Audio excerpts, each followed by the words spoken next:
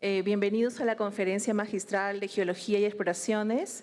El tema que vamos a ver hoy son minerales críticos y tierras raras, perspectivas de la Unión Europea. Hoy en día contamos con la presencia del doctor Sven Skalf, gerente de evaluación de recursos, de potencial de recursos de la Agencia Alemana de Recursos Minerales. Él es director de la agencia alemana, como mencioné, parte del Instituto Federal de Geociencias y Recursos Naturales, parte del Servicio Geológico Federal de Alemania. Esta organización es subsidiaria al Ministerio Federal de Asuntos Económicos y Energía de Alemania. Él cuenta con más de 20 años de experiencia en los campos de ingeniería de minas, consultoría, gestión de proyectos, evaluación y de los mismos. Obtuvo su doctorado en la Universidad Técnica de Berlín en el año 2008, así como una maestría de ingeniería minera en el 2001 en la misma universidad. Por favor, démosle la bienvenida. Adelante, por favor.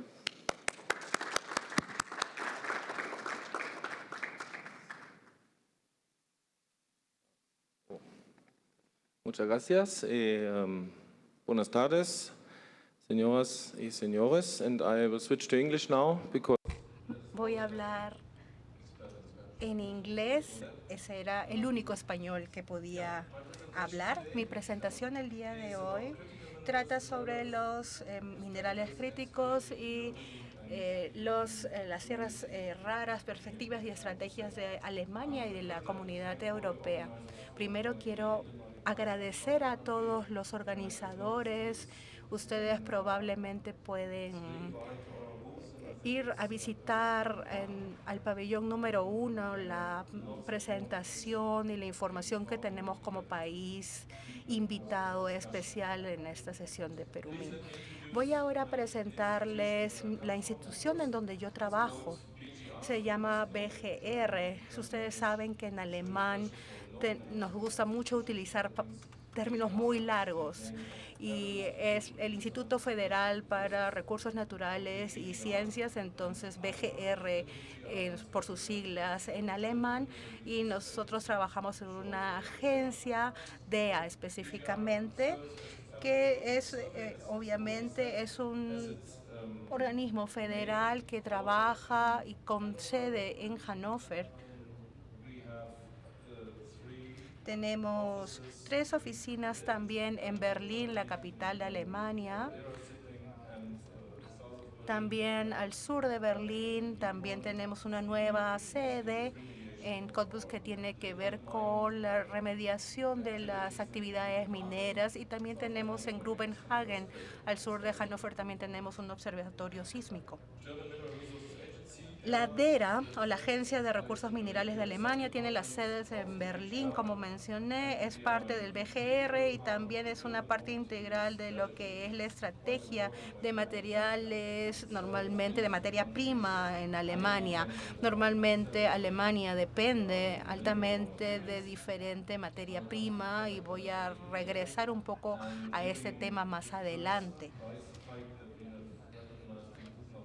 En el 2009 y 2010 reconocimos obviamente una lista de los minerales más importantes, y se desarrolló una estrategia para poder trabajar en cómo plantear nuestras diferentes estrategias y pasos de aquí en adelante. El propósito claramente es tener mucha mayor transparencia a la labor que se realiza, monitorear los precios del mercado, también evaluar los potenciales riesgos y dar consultoría a las empresas, obviamente, si es que se enfrentan a los riesgos ya identificados.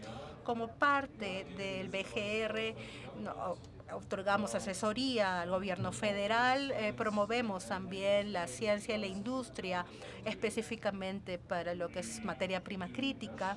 También ofrecemos cooperación técnica a nivel nacional e internacional. Posteriormente voy a hablar específicamente sobre ese tipo de cooperación. Sobre todo quiero compartir con ustedes la cooperación que tenemos con el INGEMET y con los colegas que han venido trabajando de la mano en algunos proyectos. También se hace una recolección de estandarización y armonización de datos de materia prima y datos geocientíficos. También trabajamos con los diferentes estados. Somos una agencia federal, entonces trabajamos de la mano con los gobiernos estatales también. Tenemos esta alianza con el Servicio Sísmico Federal y también con el Centro de Datos que hace estudios o pruebas nucleares a nivel nacional. ¿Qué cosa hace la BGR específicamente en cuanto a materia prima? Específicamente al hablar sobre lo que es la consultoría que proporciona también a diferentes empresas y al sector político para poder hablar sobre cuál sería la demanda y el suministro de materia prima y cómo asegurarla a lo largo de los años. Tenemos una línea. Esa línea roja señala todo lo que hace cada una de las unidades de la DERA. Normalmente, nuevamente, todas esas consultorías, todo lo que se hacen, todos los números que normalmente generamos y presentamos, tienen la base de la consultoría, de el proporcionar guía y es obviamente el resultado de los trabajos que compartimos. Hacemos también entonces investigación aplicada, por ejemplo, en la investigación de depósitos de minerales. Seguimos también con mapas de exploración, se hace el procesamiento, las pruebas de procesamiento para poder mejorar los métodos, sobre todo cuando se trata de los subproductos, y vamos a verlo eso también mucho más adelante. También utilizamos métodos geocientíficos, específicamente la geofísica y geoquímica. También voy a hablar sobre ello más adelante. También hacemos la operación del mantenimiento de las bases de datos de materias primas, lo que es muy importante porque nos permite llevar adelante el desarrollo, los nuevos desarrollos y tener una evaluación histórica, tener la base histórica de lo que se ha estado aplicando, lo que es nuevo, lo que se puede de repente encontrar y evaluar. También se analiza y se evalúa obviamente estos datos y con ello proporcionamos consultorías, asesorías a las empresas y obviamente a los diferentes ministerios, como también se mencionó en la presentación. Damos asesoría entonces a los políticos en el área específicamente de cómo asegurar el suministro para la industria.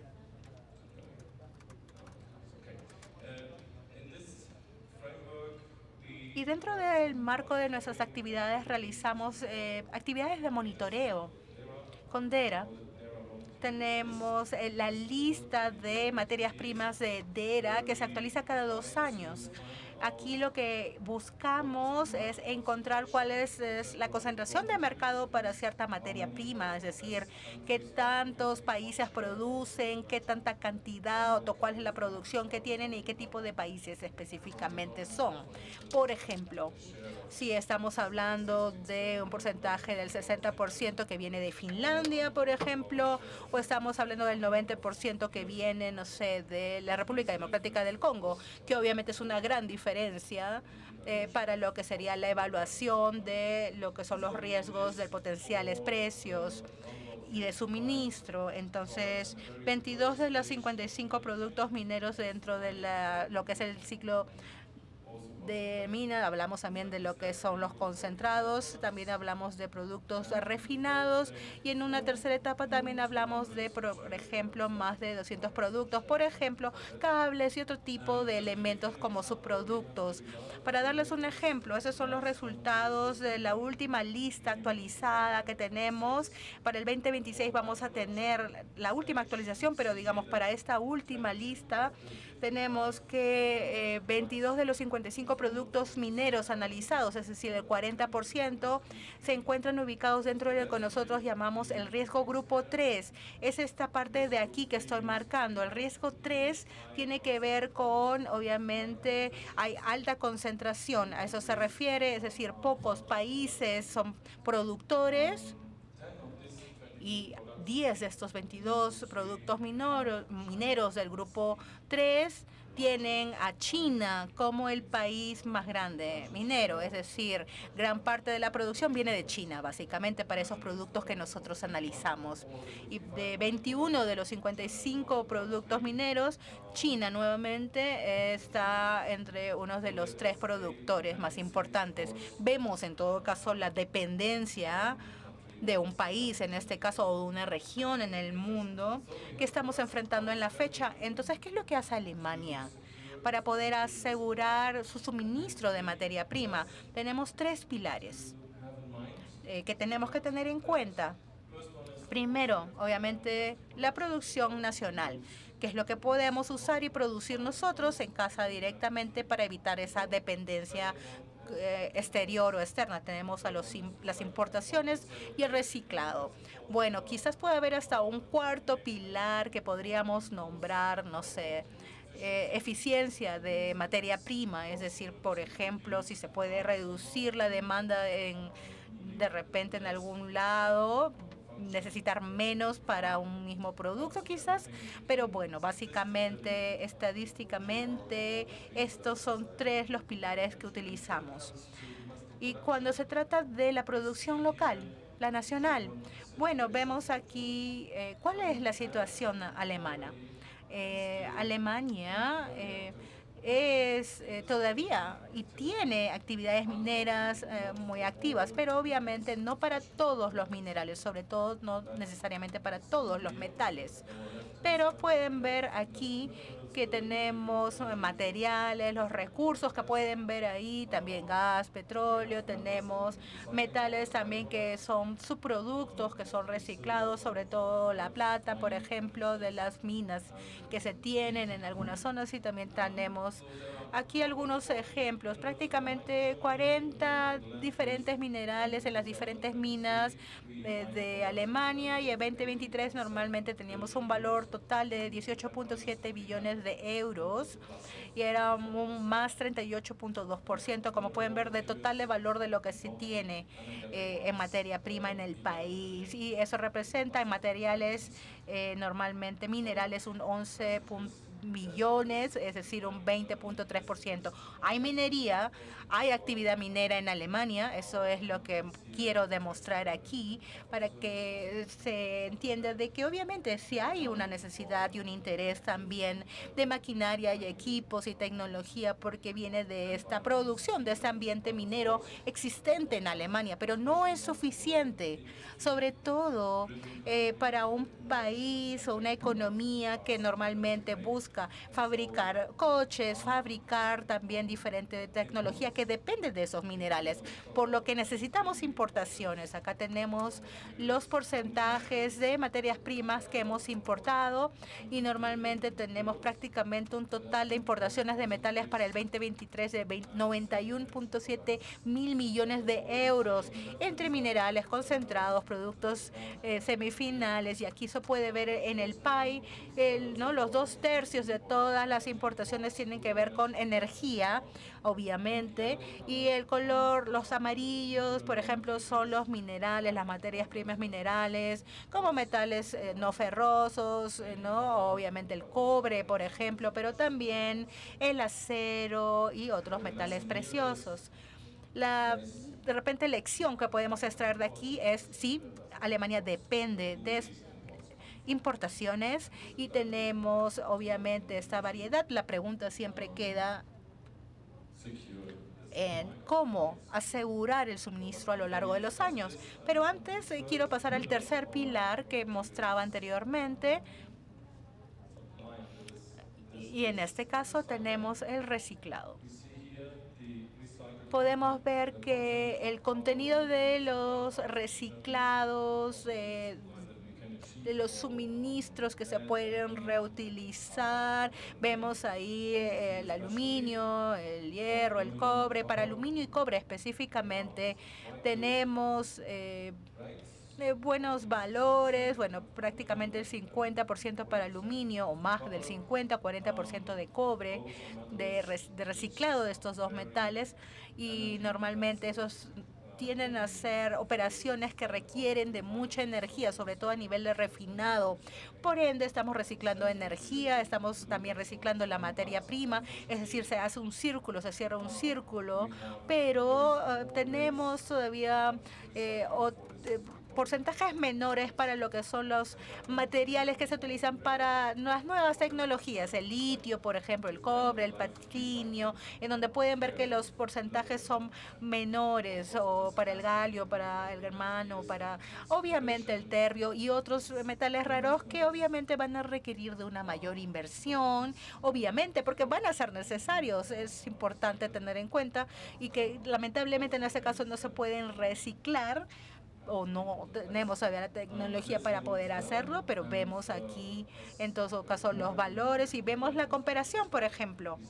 ¿No? Por ejemplo, para cobre se puede hacer un reciclado de un 44%, para platino también prácticamente más del 50%. Es básicamente, ¿no?, el catalizador de lo que son la fabricación o manufactura de carros. Entonces tenemos esos tres pilares que acabo de mencionar, y todos estos obviamente están muy dependientes de lo que es la fluctuación de los precios. Y acá vemos, por ejemplo, las variaciones de los precios. Vemos los precios, el aumento en el 22 y 23. Vemos cómo prácticamente las fluctuaciones son bastante similares entre los diferentes metales en la tabla. Y durante la pandemia vimos, por ejemplo, acá la guerra comercial entre China y Estados Unidos genera este cambio. Tenemos también la pandemia y la influencia de esta en los precios. Obviamente tenemos también aquí la invasión de Rusia en Ucrania, que nuevamente tiene el impacto en los precios de níquel, por ejemplo. Y también tenemos, bueno, las preocupaciones de recesión que estamos experimentando, al menos en Europa, bueno, en el mundo occidental en general, y vemos cómo en todo caso eso ha llevado los precios hacia la baja. Si vemos y si supiéramos cómo iban a desarrollar los precios de los metales, quizás no estaríamos aquí, estaríamos en la playa de vacaciones, pero es simplemente entender claramente cómo es que podemos plantearnos las situaciones a las que se enfrentan y qué va a pasar en adelante. ¿Estamos enfrentándonos a una guerra comercial actualmente? Bueno, sí vemos que hay mayor controles en las exportaciones, también tenemos en este caso una respuesta, la respuesta que la Unión Europea ha creado para sí misma el año pasado. Ya está la ley aprobada desde junio del 2024.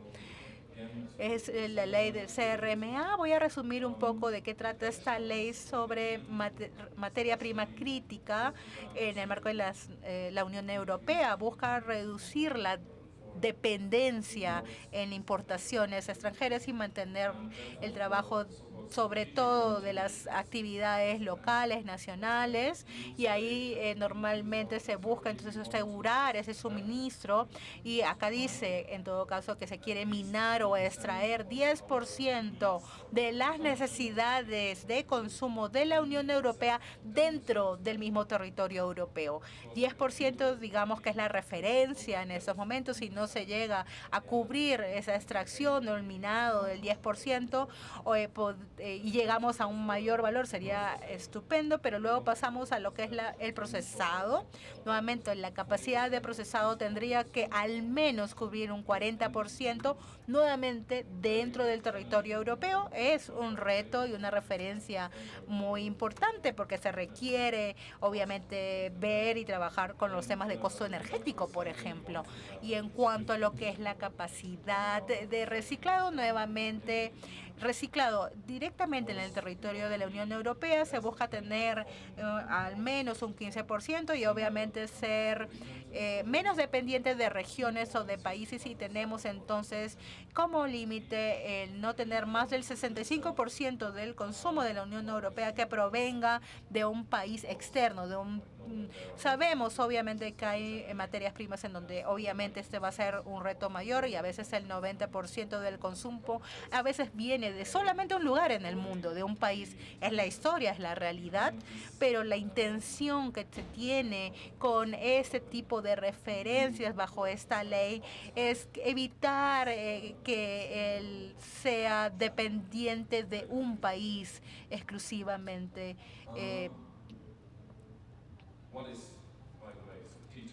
¿Y cuál sería o qué consideramos nosotros como materiales estratégicos o críticos? Bueno, la definición implica que es de gran importancia a nivel económico.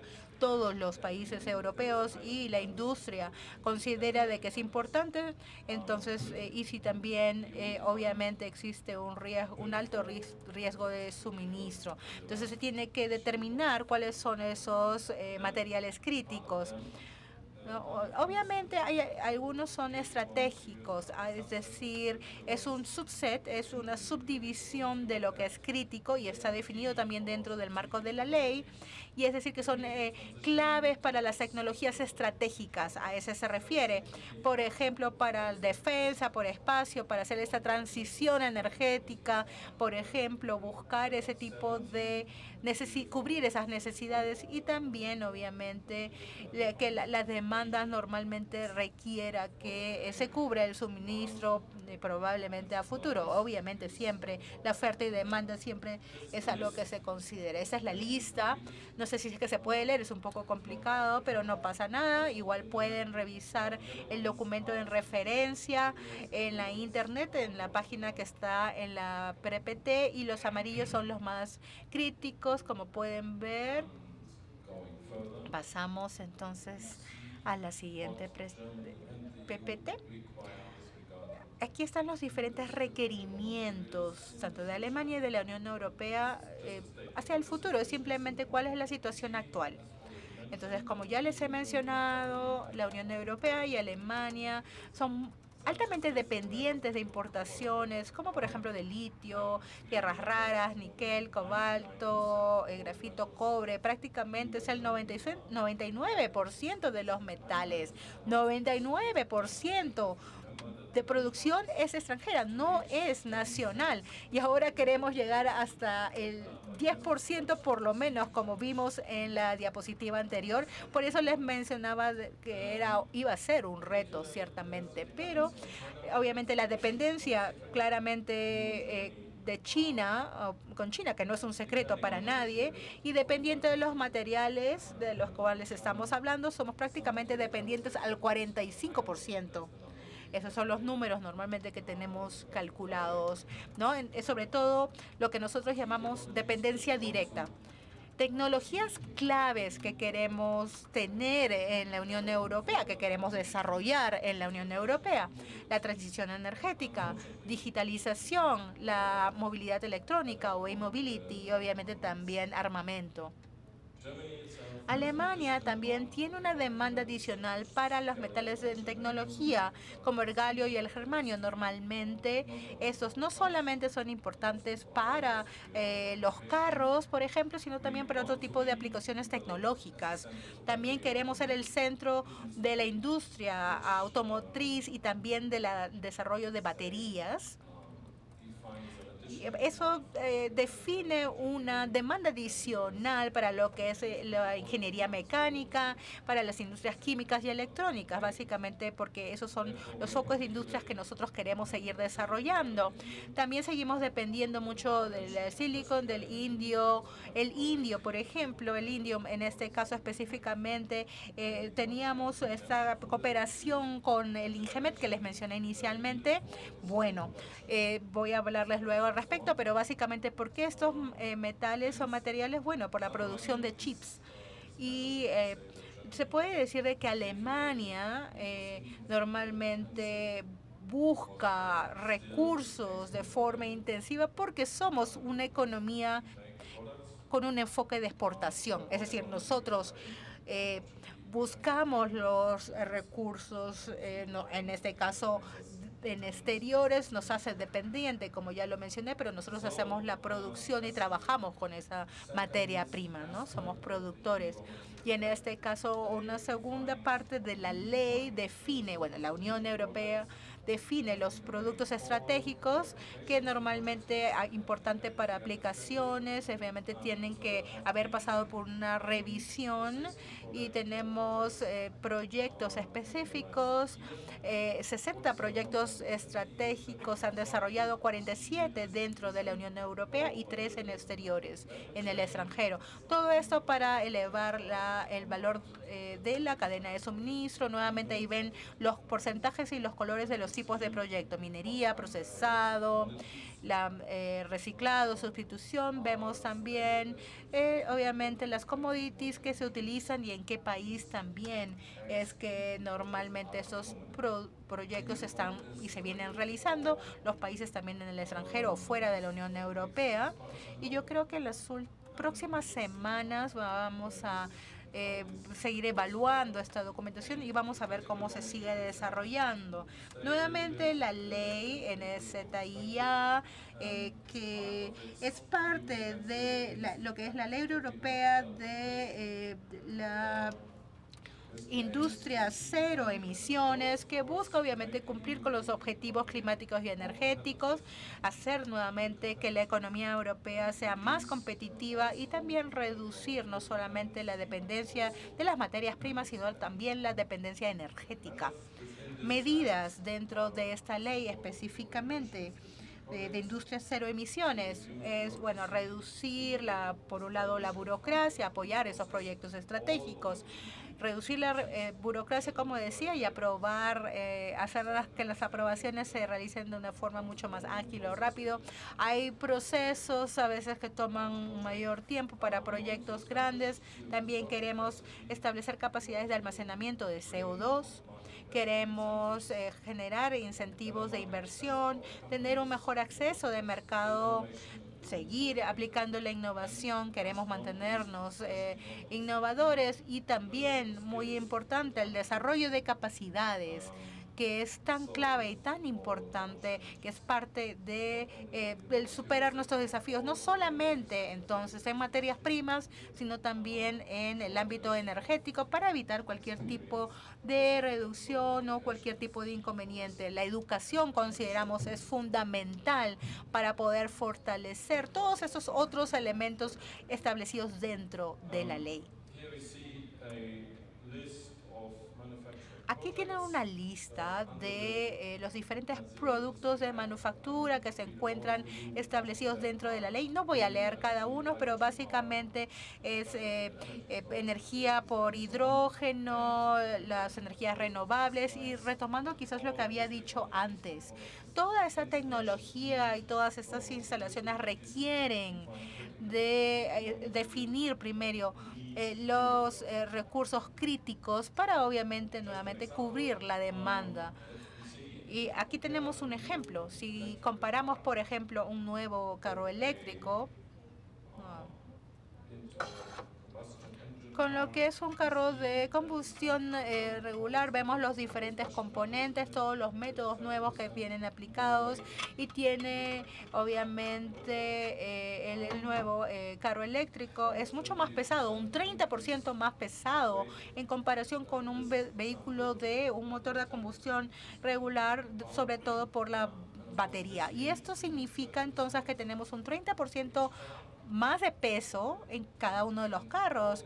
Entonces, imagínense, un 20% más de materiales que se van a tener que utilizar para poder hacer esa transición, ese cambio, pasar a lo que es la electromovilidad, el uso de la energía eléctrica y la eliminación de los motores de combustión.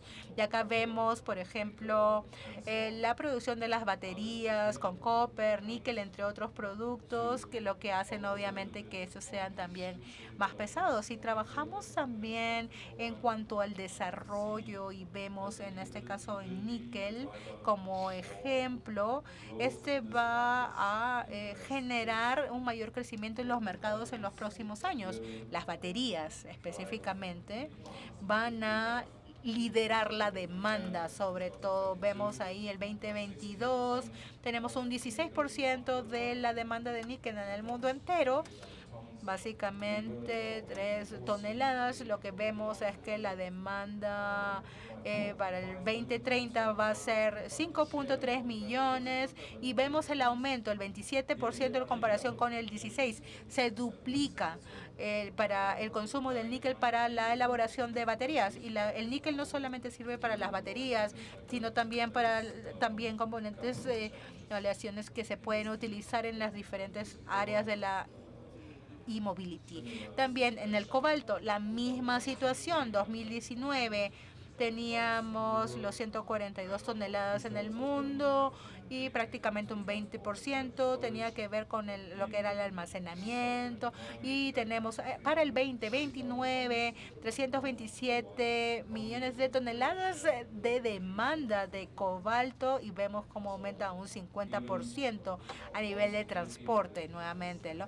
La movilidad electrónica es prácticamente el que va a liderar este aumento de demanda por el uso de esa tecnología. También vemos aquí otro gráfico con mayor detalle, sobre todo sobre lo que es la República Democrática del Congo e Indonesia, que son los mayores productores de este producto.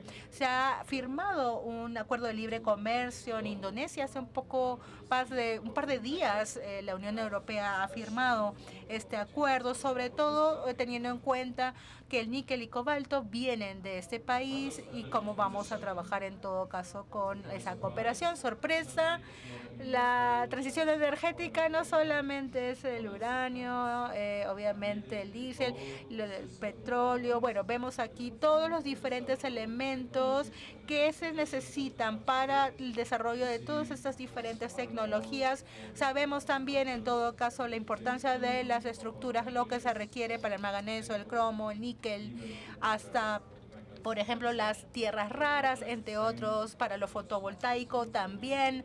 Vemos ahí para las celdas, para lo que es el almacenamiento de energía, las baterías, los diferentes tipos de químicos que normalmente vienen ahora debatiéndose y discutiéndose para lo que sería el potencial almacenamiento.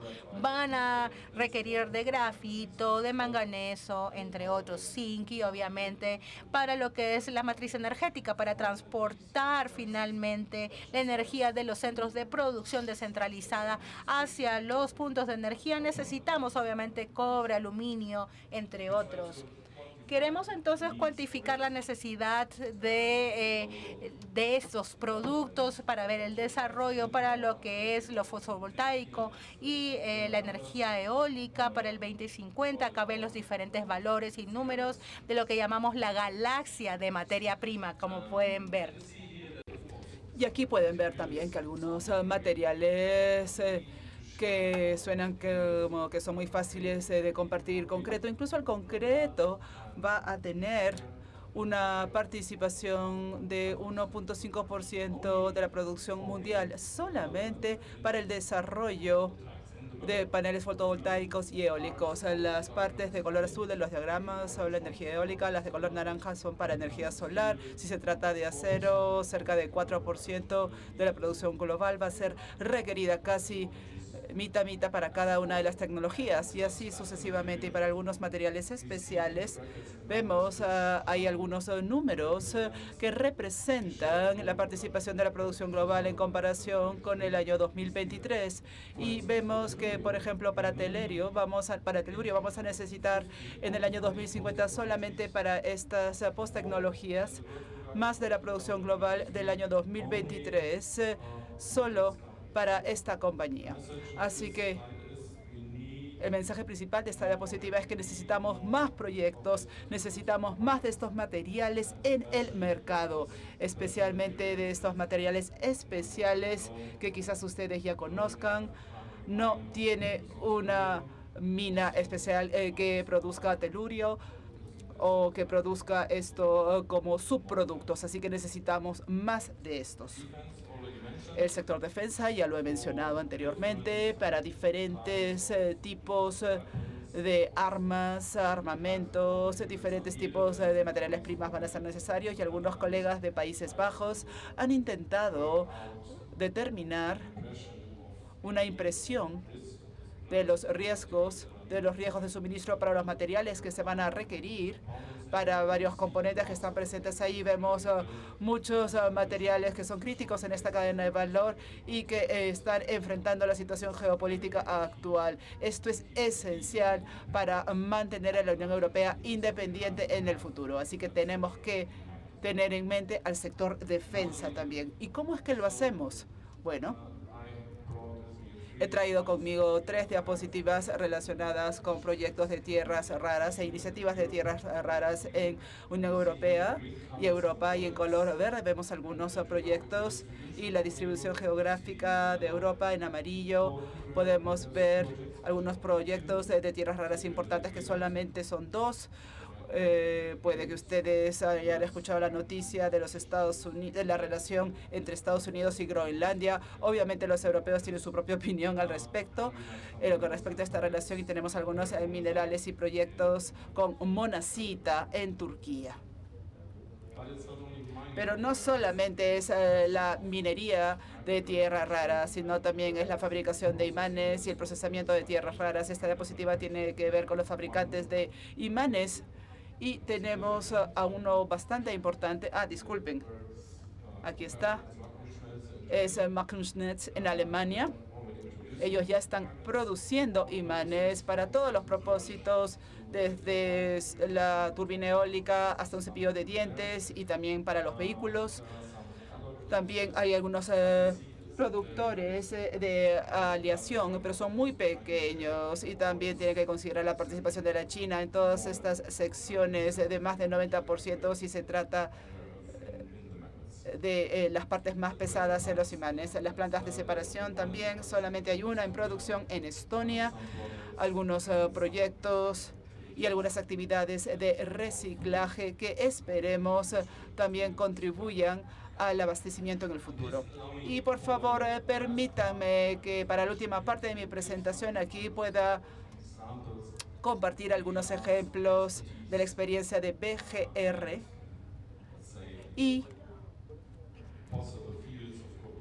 posibles vías de cooperación con otras instituciones como nosotros o INGEMET, por ejemplo. Y también hay mucha experiencia en exploración transmitida por el aire y espacial.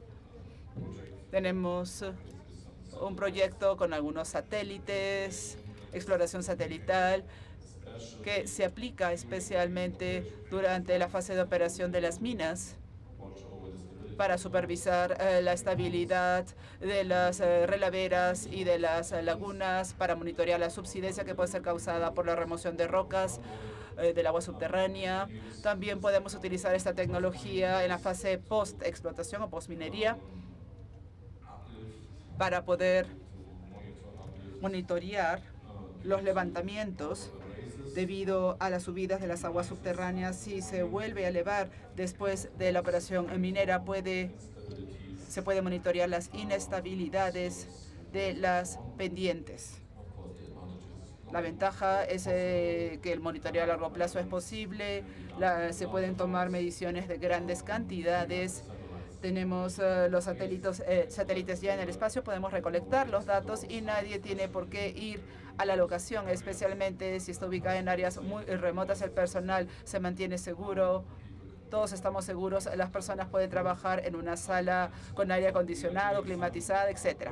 Entonces estamos trabajando en eso junto con colegas de otras instituciones.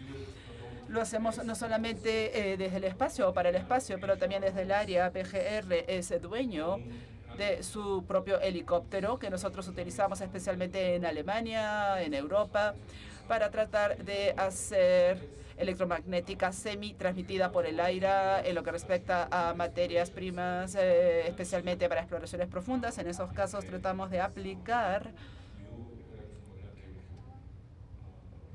nuevos procesos y metodologías electromagnéticos y los validamos y los verificamos en algunos centros de excelencia de Alemania. Por ejemplo, hemos tratado de monitorear yacimientos de antimonio en Schleiz, en Alemania, un depósito de grafitos en la parte este de Bavaria, Alemania, y uno podría decir una reexploración de yacimientos antiguos en las montañas Harz. donde hemos tratado de detectar la presencia de mineral de plomo, zinc, cobre, plata y hierro en yacimientos muy antiguos que han estado ahí por más de 100 años. Somos muy activos en reconstruir. Tenemos mucha experiencia en lo que es posminería y cierre de minas. Algunos de nuestros colegas son responsables, junto con otros, de la remediación o recuperación de la mina de uranio en el este de Alemania. Quizás ustedes han escuchado hablar de estas aplicaciones. Si no, van a poder encontrar a nuestros colegas en la exhibición de Alemania, que está afuera. Hay café muy rico y tienen personas muy inteligentes con mucha experiencia que pueden seguir conversando. Sobre eso tenía que decirlo, discúlpenme. Así que nosotros le brindamos a las compañías con nuestra pericia, nuestra experiencia, nuestros métodos de medición, etcétera, en esta fase, y particularmente en el Perú, la etapa de postminería y el cierre de minas son de mucho interés, y quizás este puede ser un buen campo para la cooperación futura, no solamente a nivel institucional entre BGR y GEMET, pero también a nivel de compañías o empresas. Bien, la gestión del agua es una parte muy especial y particular de las actividades postminería. También tenía que mencionarlo. Lo que hacemos está ahí en la diapositiva: evaluaciones hidroquímicas. Esto es el monitoreo de cómo el agua subterránea cambia si fluye fuera de la mina, si hacia dónde está yendo, si es que hay el peligro de causar daño al ambiente o a las personas durante los años. Todo este monitoreo y habilidades analíticas se desarrollan dentro de BGR, especialmente en el área de aguas subterráneas que nosotros gestionamos. Esto ya se ha mencionado. Aquí solamente tengo más ejemplos. En este caso, no con un helicóptero, pero con un dron. Es el monitoreo durante la fase de remediación o recuperación de la mina de uranio que ya mencioné, y que permite hacer la comparación de estos datos recolectados, transmitidos por el aire, para poder mejorar continuamente los métodos, que es principalmente nuestra tarea, en lugar de aplicar los métodos día a día para la recolección de datos, que es lo que están haciendo las compañías por sí mismas. Ha habido un proyecto donde BGR participó, se llamó MinSUS, donde ayudamos de manera muy satisfactoria. Creo que fueron 3 fases para fortalecer la capacidad dentro del proyecto de cooperación técnica. El nombre es MinSUS. En ese caso, capacitamos a funcionarios de países miembros de CEPAL, aquí en el Perú, en lo que es exploración y muestreo geotécnico de relaves y del uso de drones, como ya mencioné anteriormente. Y si me han informado correctamente, hay buenas señales de que este proyecto pueda continuar en un par de meses. Todo el procesamiento como un pilar muy importante, el procesamiento de minerales como una parte muy importante de la experiencia de BGR en su trabajo con materias primas. Durante muchos años hemos estado dirigiendo varios laboratorios donde podemos analizar y someter a prueba nuevos métodos de procesamiento, especialmente lo que significa el biolixiviado, es decir, la biooxidación con la ayuda de las bacterias. Hay muchísima experiencia dentro de BGR, y estas personas y colegas trabajan junto con empresas de diferentes partes del mundo para tratar de someter a prueba la aplicabilidad de este método para sus minerales, para obtener una mejor eficiencia en el futuro procesamiento. Esto se hace particularmente para minerales de cobre, oro y relaves, lateritas de níquel y minerales de plomo, zinc. Y mis colegas estarán más que contentos de discutir nuevos proyectos y nuevos enfoques en este campo. Bien, con eso terminaría mi presentación. Muchísimas gracias por su paciencia y estaré más que contento de responder a sus preguntas. Muchas gracias. Creo que nos queda... Puedo estar parado, pero no hay problema, me puedo sentar. Creo que nos quedan 15 minutos. Maybe we can wrap up. Quizás podemos tomar algunas preguntas. No sé si alguien nos puede ayudar a pasar el micrófono, por favor. Pero mientras tanto,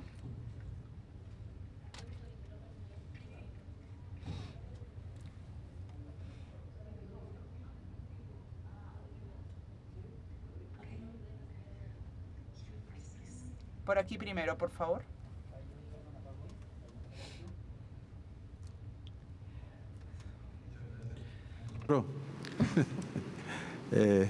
My question is, Bueno, mi pregunta es cómo sigue. En base a lo que yo he leído, porque existe un poco de literatura sobre tierras raras, pero no mucho tampoco, pero lo que he leído es que las tierras raras, una de las maneras en que se pueden recuperar es a través de la flotación. Y creo que después de la flotación pasan por solventes. Ese es el tipo de proceso principal, porque usted ha mencionado otros procesos. ¿Y podría darnos una comparación, por favor? Muchas gracias por su pregunta. Obviamente es una pregunta muy buena y complicada, porque yo no soy experto en elementos de tierras raras, obviamente. Pero puedo decir que sí, lo que usted ha dicho es correcto. Tenemos esta flotación y este problema con los solventes, pero dependiendo del tipo de yacimiento o depósito de donde provengan estas tierras raras, tenemos un estudio desafortunadamente en el idioma alemán, pero ahora hay herramientas en línea para poder traducirlo. Pueden descargarlo de nuestra página web. If we can change cards, I can. Si intercambiamos tarjetas, le puedo mostrar dónde está, y estos abordan todo lo relacionado con el método de procesamiento, y los autores aparecen ahí, los pueden poner en contacto, pueden ponerse en contacto con ellos les van a poder dar las respuestas más apropiadas, porque no quiero compartir datos cerrados. Pero bien, también tenemos los residuos, los desechos durante este procesamiento podrían ser todo un reto, puesto que tenemos que lidiar con residuos radiactivos y ese tipo de cosas. Sí. Guten Tag, muchas gracias.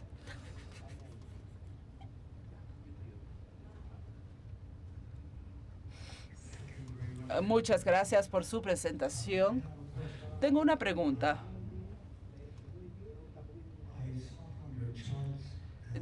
A partir de sus gráficos he podido ver que Alemania depende mucho del cobre.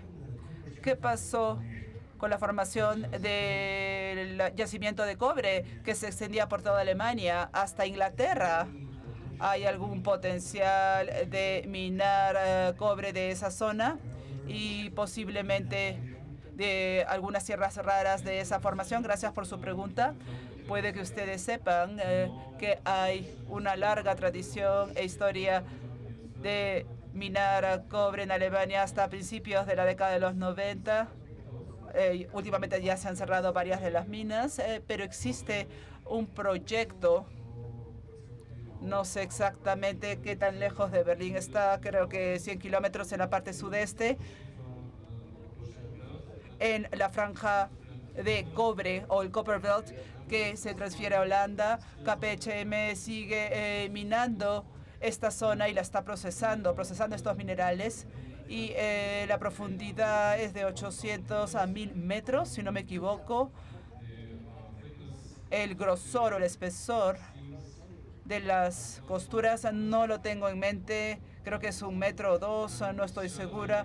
Y es difícil porque está por debajo de nuestros yacimientos de lignita que siguen extrayéndose en esa área, puesto que necesitan desarrollarlo desde el inicio. Necesitan al menos 2 ejes para llegar a 1000 metros en una región donde viven muchas personas. Así que existen retos, pero hay 2 compañías que están explorándolo. Se ha explorado hace 50 años atrás, bajo la estructura de Alemania del Este. Trataron de reevaluar todos los resultados y desarrollaron algunos planes. El principal reto es el procesamiento. No tengo información sobre tierras raras en esa área de Coppershire. Quizás lo pueden encontrar en los documentos que desafortunadamente no son de dominio público, pero existe actividad en ese campo. Pero yo diría que si se llega a hacer, requeriría más de 10 o 15 años para poder tomar una decisión final. Tengo 2 preguntas pequeñas, breves. Alemania tiene refinerías para zinc, porque el germanio es un subproducto del refinamiento de zinc. Y yo me pregunto si hay germanio recuperado a partir de los concentrados de zinc. Y una pregunta relacionada con esa es la presencia de galio, de la bauxita, de la minería, explotación de la bauxita. Han revisado la metodología y el acceso de esas dos áreas o esos dos productos básicos a una fuente de mineralización o producción de galio y germanio. Yo creo que hay producción de zinc en Alemania y también refinerías o refinamiento, al menos fundidoras pequeñas, me parece. No tengo los datos en sí sobre las actividades con respecto a germanio, pero según lo que tengo entendido, han tratado de desarrollar o mejorar sus procesos para poder extraer germanio. Y con respecto a galio, existe una pequeña fundidora en Alemania que tenía incorporado un proceso de galio. Se interrumpió hace unos años atrás debido a algunos problemas económicos y están ahora discutiendo si es que la van a reabrir, la van a reinicializar. Quizás ustedes saben que casi todos estos procesos dependen de un solvente, que es una resina, creo que es el nombre en inglés, una resina. Y la mayoría de estos productos químicos se vienen de la China y son un poquito restrictivos. Y en este momento están tratando de buscar otras soluciones, otras resinas o productos básicos, como lo hacen en el norte de Canadá también, para poder decidir, y están en este proceso de decidir si es que pueden reabrir esta operación en los próximos años. Pero es una cuestión de la parte económica, porque las resinas de la China son demasiado baratas, por un lado, pero por otro lado no están disponibles de manera segura con el transcurso del tiempo. Y este es el principal reto, pero sí, lo tiene considerado. Gracias. Gracias. Gurrendorf.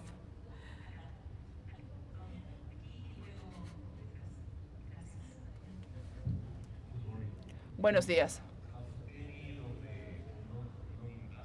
Algunas de las tecnologías no invasivas que usted presentó al final de su presentación tienen el potencial de desarrollar caracterización hidrogeológica más que la geofísica utilizando satélites o drones. ¿Sabe algo al respecto?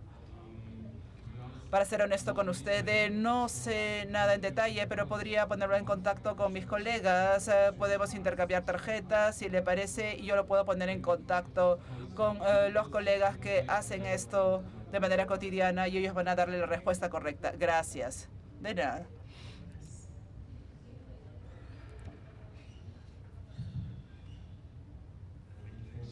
Muchas gracias por su presentación. Yo soy funcionaria de la delegación de la Unión Europea aquí en Lima, en el Perú, y nosotros hemos estado teniendo reuniones sobre la estrategia de CRM. Mi pregunta es, ¿cómo es que el Perú podría contribuir de manera concreta a la estrategia de CRM de Europa? Perú ya está exportando mucho cobre y otros tipos de minerales, pero hay capacidad de procesamiento muy limitada. No tiene capacidad metalúrgica muy sólida. ¿Cómo ve esto concretamente? ¿Cómo es que esto podría desarrollarse? Gracias. Gracias por su pregunta. Bueno, nosotros hemos estado pensando en esto por años y vemos esta situación que ha descrito de perderlo, la capacidad de fundición aquí en el Perú y otros países en Sudamérica también. Pero vamos a quedarnos con el Perú por el momento. Y también perder la capacidad de fundidoras en Europa y tener las que aún están ahí operando con una capacidad limitada, al límite de su capacidad. La pregunta es, ¿cómo podemos satisfacer las demandas adicionales para el cobre refinado? Y en este momento muchos materiales van a la China, donde se encuentran las fundidoras, y las fundidoras tienen capacidad libre, lo cual conduce al hecho de que pagan por la operación de fundición, así que no tienen que pagar como era antes. Ellos les pagan a ustedes para que ustedes les den su concentrado y lo puedan refinar, y obviamente el material no necesariamente regresa al mercado real. La pregunta es, ¿podemos instalar capacidad adicional aquí en el Perú o de repente podríamos hacerlo en Europa con respecto a nuestros marcos de referencia de la ley de materiales críticos? Pero como les dije, procesamos el 40% a nivel nacional. Si lo fuésemos a hacer, yo creo que la industria no solicitaría el marco correcto en lo que respecta a los precios de energía, aprobaciones medioambientales, etcétera. Pero esa es la pregunta. Quizás es bueno discutirlo con nuestros socios peruanos y averiguar alguna solución intermedia. Quizás uno aquí y otro acá, y de repente conocimientos técnicos de Europa, especialmente con respecto a la extracción de subproductos en las fundidoras aquí para poder ahorrar emisiones de CO2 provenientes del transporte. Si es que tenemos un concentrado con 20% de cobre, tenemos que enviar 80% de residuos en todo el mundo. Si lo hacemos aquí, podemos evitar estos costos de transporte, pero luego tenemos que ofrecer soluciones de cómo manejar esos residuos para que este sea un proceso sostenible. Así que no tengo la respuesta con una sola oración, como puede imaginarse, pero sí tenemos que discutirlo con nuestros socios que son de mente mucho más ligera y tienen la respuesta correcta. Así que la pregunta es cómo cerrar esta brecha entre los dos. Gracias. Gracias. Quisiéramos entrar un poco más de detalle con respecto a una pregunta. ¿Qué minerales críticos la Unión Europea y Alemania considera como más urgentes para diversificarnos fuera de la dependencia de China? ¿Y qué rol específico pueden desempeñar países como el Perú en esa estrategia? Como ya lo hemos discutido, uno de los métodos, uno de los metales que podría usar Perú es cobre. La demanda por cobre se va a incrementar. Necesitamos más importaciones a la Unión Europea de cobre, y como discutimos anteriormente, no solamente son concentrados de cobre, pero también puede ser cobre refinado. Y esto puede provenir, puesto que estamos limitados con nuestra capacidad de fundición, tanto en Europa como aquí. Y luego, si es que utilizamos metales de alta tecnología como galio, germanio, etcétera, estos materiales también se necesitan. Como nosotros como PGR, junto con nuestros colegas de Ingemet, hemos estado investigando la pregunta del potencial de indio, germanio y galio en los yacimientos del tipo de Valle de Mississippi y en la parte este de la cordillera de los Andes. Han habido muy buenos resultados hasta el momento. Lo que necesitamos responder es la pregunta de cómo procesarlo, dónde procesarlo, quizás. Así que hemos investigado no solamente nuevos yacimientos, sino el potencial de compañías que ya están produciendo, que simplemente producen minerales concentrados de plomo y zinc, que aún portan estos materiales. La idea es cómo extraerlos y de dónde y a dónde llevarlos para ponerlos a disposición de los usuarios en Europa. Entonces el mensaje aquí es que hay que seguir enfocándonos en la exploración porque hay una demanda, pero un reto para nosotros, y tengo entendido que para ustedes también es un reto, es incrementar nuestra capacidad para refinamiento, para fundición. Sí, bueno, gracias. Y considerando el incremento de la movilidad eléctrica, ¿qué mineral cree usted que pueda surgir como los siguientes metales para baterías, además de litio y batería? ¿Ha hecho algún tipo de investigación al respecto? Bueno, no somos investigadores en ese tipo de productos químicos, simplemente, o químicos para baterías. Estamos tratando de investigar la influencia de los cambios en este respecto. Para darles un ejemplo, cuando cambiaron durante la discusión a estas baterías de níquel, manganeso y grafito, y que también contiene algo de litio. Y si pueden establecer escenarios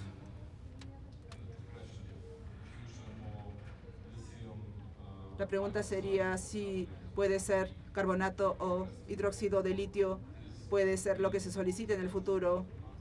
¿Y qué va a significar esto para el establecimiento de las plantas? Nosotros no somos los expertos para definir la parte química de la batería, pero tenemos que tomar en consideración los resultados de ellos. Y luego tenemos la pregunta del níquel, del litio, de manganeso, etcétera. Bueno, muchas gracias por sus comentarios.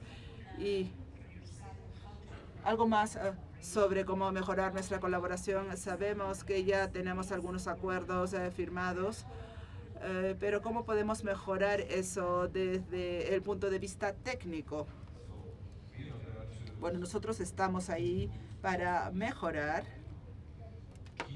y para continuar con nuestra cooperación con nuestros colegas de INGEMET.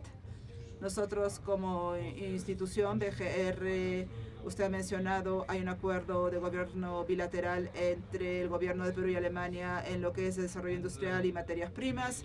Y para ponerlo bien claro, desde el lado de Alemania necesitamos a las compañías, tenemos que ser mejores de lo que somos ahora para que todas las compañías puedan unirse y puedan trabajar juntas en este campo. Y